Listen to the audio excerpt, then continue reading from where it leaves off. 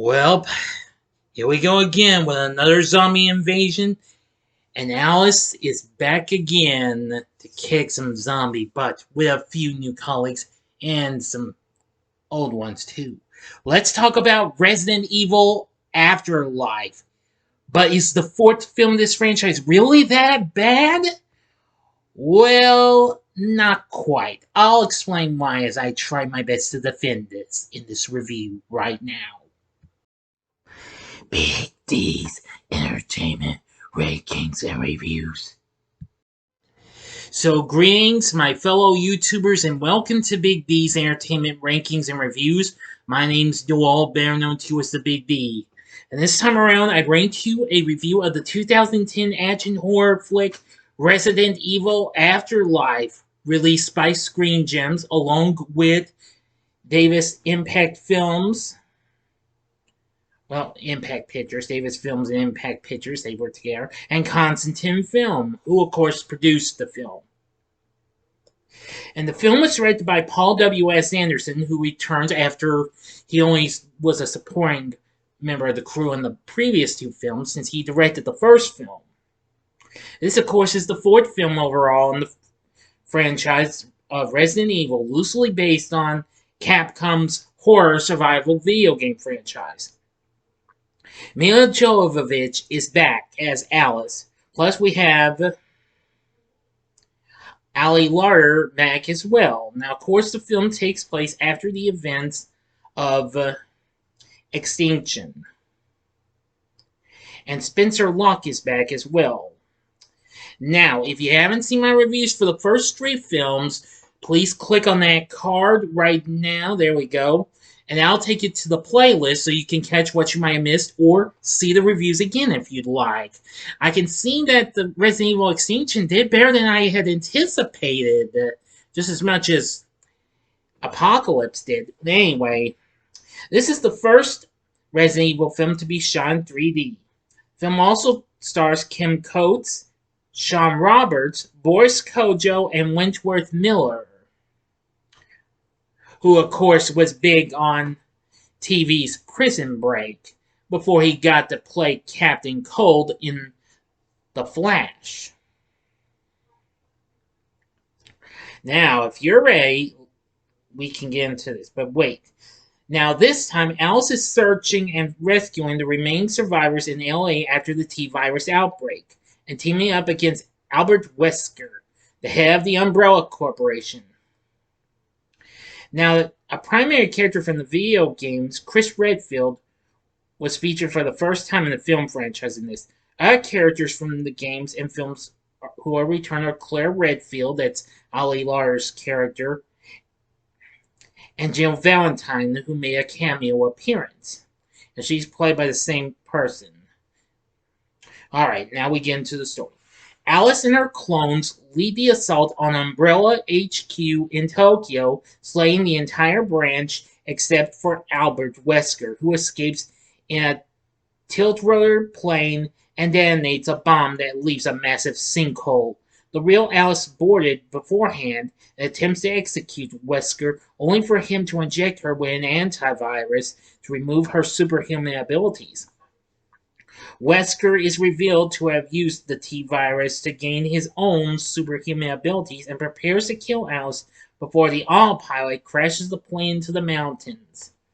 6 months later, Alice travels to Alaska in an airplane tracking broadcasts from a safe haven called Arcadia. She only finds abandoned planes and is attacked by a feral Claire Redfield. Alice destroys a spire-like device on Claire's chest, giving her amnesia and pacifying her. They travel to the ruins of LA, where they find survivors living in a prison surrounded by thousands of undead. They meet Luther West, who leads the surviving band from the prison. Wendell, Crystal Waters, Bennett, Kim Young, and Angel Ortiz.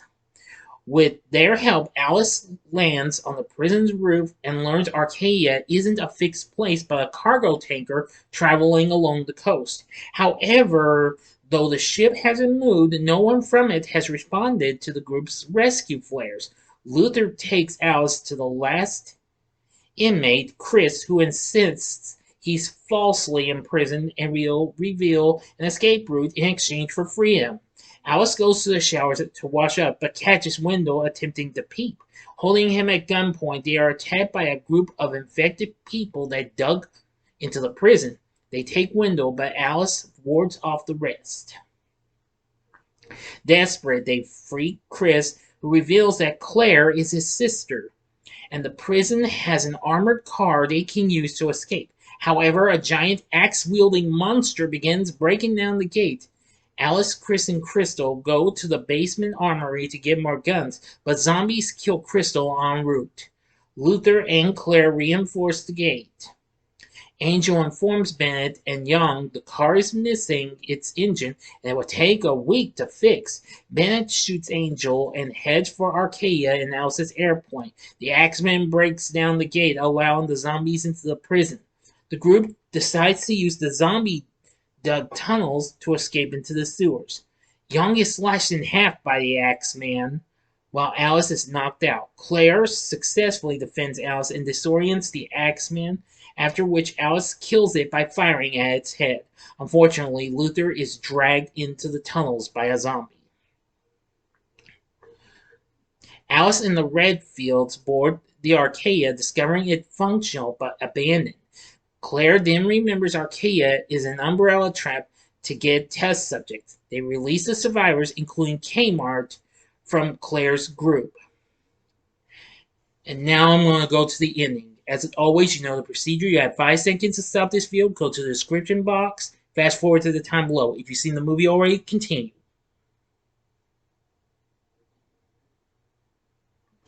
Okay, you've been warned.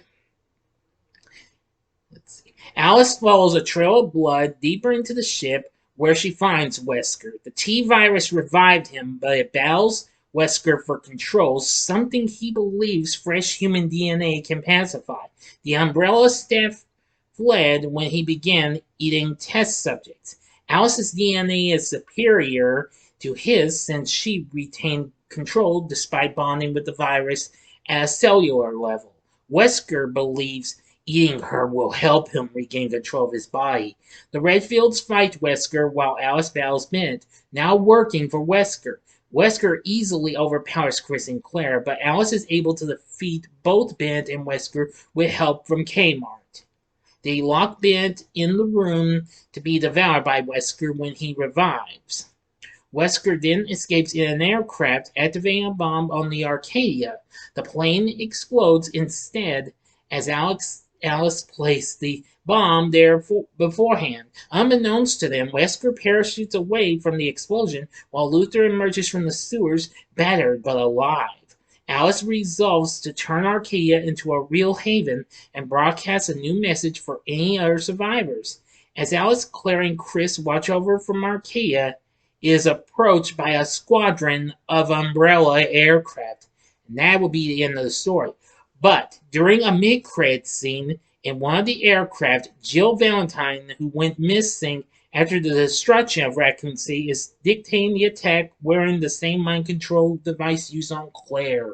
End of story for now. So what did I think of Resident Evil Afterlife? Well, I will say it's pretty good in ways, despite it got dissed big time. Well, like the second film did. Now,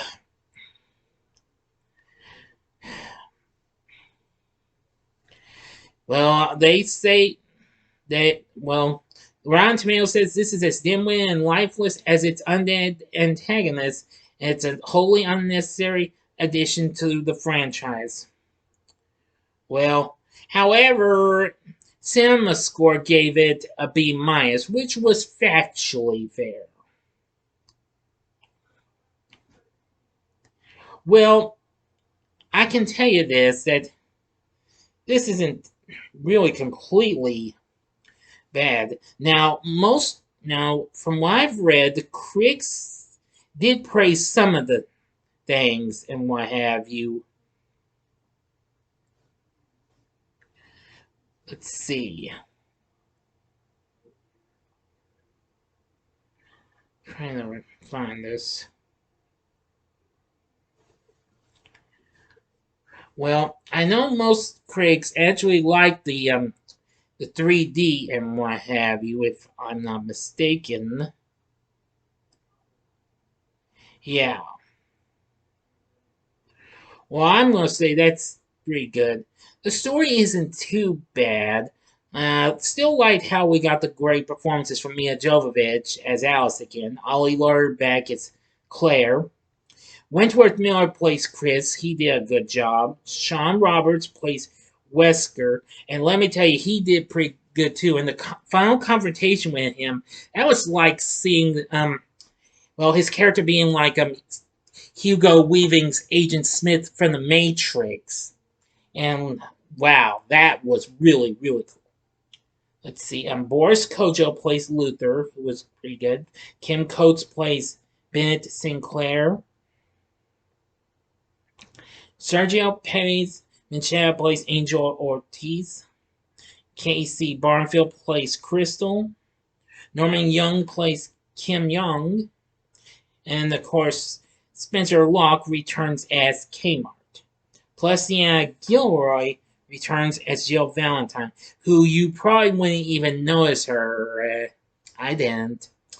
Anyway, the cast wasn't too bad. The score was done by Tom and Andy. Yeah, that's one whole word or name and what have you. So, that was pretty good. Because that's actually one whole word of a name, but it's a duo. I can see, yes. So anyway, and it did have some pretty good action-packed moments and what have you, and some cool, action-packed action choreography and what have you. But that would happen in the next film because 2 years later there would be another film, which of course this kind of left us hanging on by a thread, but soon they would do it again in Resident Evil Retribution, which would come out 2 years later. Now, despite the negative reviews, the film, however, went on to become a box office success, going on to make $300 million worldwide, and eventually became the highest grossing film in the franchise. That is, of course, until the last film surpassed it. I mean the last horror film, not counting that reboot from last year, which I haven't seen yet. Yeah, so anyway, with everything said, would I recommend Resident Evil Afterlife? Well, let me put it this way. I'd say go ahead and give it a try. But however, only if you're a hardcore completionist, I'd say give it a one-time watch. You may enjoy it, you may not. You be the judge.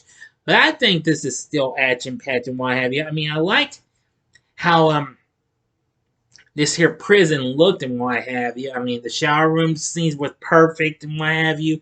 That was awesome. And, of course, the fight scene with the Axeman was really good, and the final confrontation was good. So, enough said. So, what are your thoughts on Resident Evil Afterlife? Tell me what you thought about in the comment section below. If you like this video, click the like button, subscribe, and be a part of the Big D Nation. And stay tuned. I'll have another video coming up soon, and it's another TV log. I won't tell you what it is, though. And don't you worry, later on next week, you will begin reviews of Resident Evil Retribution and the final chapter, which those will be coming by the end of the month. Promise. So anyway, thanks for watching, and if you like this, consider checking out some of these other zombie videos. And there are 2 films that were done by Sony themselves, but through Columbia. In the upper left-hand corner is my review of the film Zombieland. The upper right-hand corner is my review of its sequel, Zombieland Double Tap, which are both pretty fun-filled flicks. Or if you would like something more zombifying, check out my review of Return of the Living Dead 3 in the bottom left-hand corner. And the bottom right-hand corner is the button you can click to subscribe. If you like rankings and reviews on movies, TV, music, video games, etc., then I'm your guy. Thank you for watching. Until next time, I'm the Big D saying, see ya.